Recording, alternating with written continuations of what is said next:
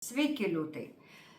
Jūsų savaitė dalinsis į dvi dalis. Vienas dalykas tai yra, kai jūs labai daug dirbsit, intensyviai, stačia galva nersite į savo veiklą, kurią vykdote. Nesvarbu, ar jūs ten blynus kepat, ar jūs mokslininkai, ar jūs dėstote, ar paskaitas skaitot. Reiškia, ką bedarytumėt, viskas yra nepaprastai pakilime, labai daug darbo, labai daug veiklos, sukatės nuo ryto iki vakaro. Bet yra šią savaitę perspėjimai, tai yra dėl kažkokių tai nelaimingų atsitikimų, kažkokių traumelių, kažkokių tai gedimų gal aparatūros ar mašinų gedimų. Todėl šią savaitę reikia važinėti grinai pagal taisyklės ir tie, kurie už vairo, būkite ypatingai atsargus, nes, aš taip, ne todėl, kad jums būtent už vairo gresia kažkokie nemalonumai.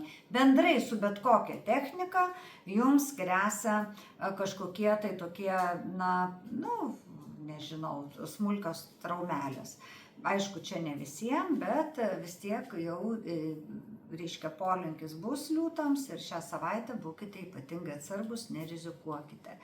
Ir aš visada sakau, jeigu važinėjate pagal nurodytus kelio ženklus, jums tikrai jokios bėdos nebus.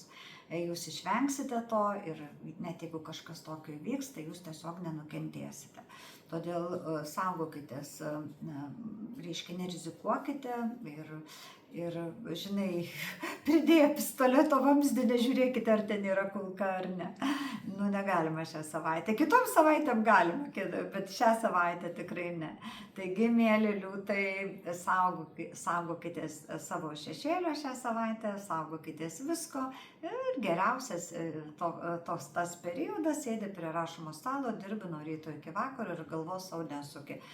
O jeigu nenorite kažko gaminti, tam yra užsakomas maistas ir tikrai alkani nebūsite. Taigi pasimatysim kitą savaitę, o dabar ate.